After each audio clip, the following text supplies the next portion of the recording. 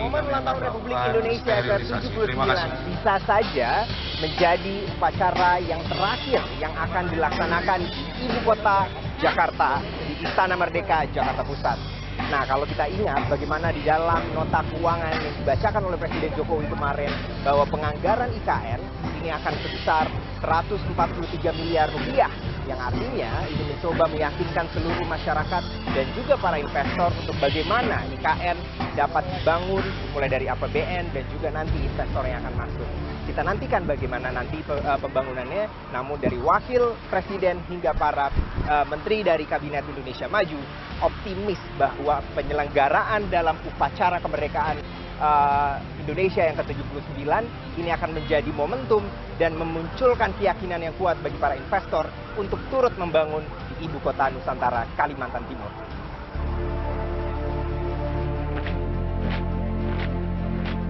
Wakil Presiden Ma'ruf Amin menikmati momen bersejarah pada upacara kemerdekaan yang berlangsung di dua lokasi yang menurutnya akan menjadi kado terbaik bagi dirinya yang akan mengakhiri jabatan pada 20 Oktober mendatang.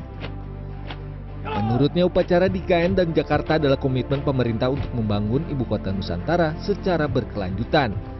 Dan diharapkan IKN sebagai Ibu Kota akan menjadi penggerak utama pemerintahan bagi kemajuan bangsa Indonesia. Jadi sejarah upacaranya di dua tempat. Nah, ini kan merupakan komitmen pemerintah untuk menunjukkan bahwa pemerintah komitmen membangun wilayah baru yang kita harapkan nantinya menjadi mobil penggerak Indonesia maju ke depan, dan juga untuk mempersatukan kita bahwa kesatuan kita, kebersamaan kita tidak terhalang oleh batas geografis.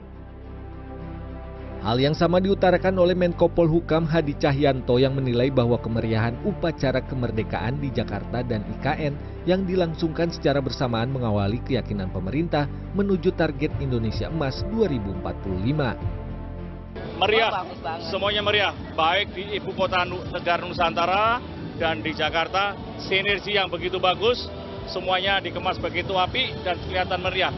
Keyakinan Indonesia menuju ke Indonesia Emas tahun 2045. Sukses untuk semuanya. Namun ekonom sekaligus Direktur of Economic and Law Studies Bima Yudhistira menilai bahwa kemeriahan perayaan HUT RI ke-79 dengan melihat kemegahan Istana Garuda IKN belum akan menjadi pertimbangan utama bagi para investor untuk berinvestasi di IKN.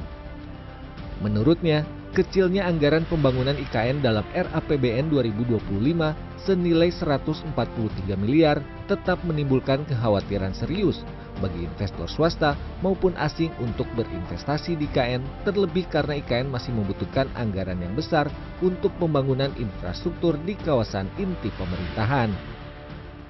Karena investor tentu mempertimbangkan hal yang sifatnya lebih fundamental.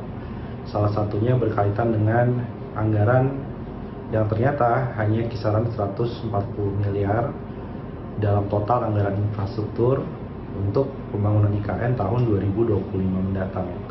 Ini menunjukkan bahwa IKN yang masih sangat bergantung dari APBN sebelum akhirnya investor swasta bisa masuk, ternyata di tahun 2025 anggarannya sangat kecil. Ini menimbulkan pertanyaan tentang keseriusan pemerintah dalam melanjutkan IKN.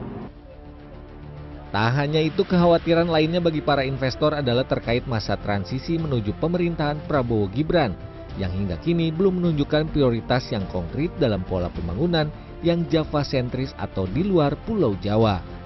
Ausirion Dholu, Fadli Julian, Jakarta.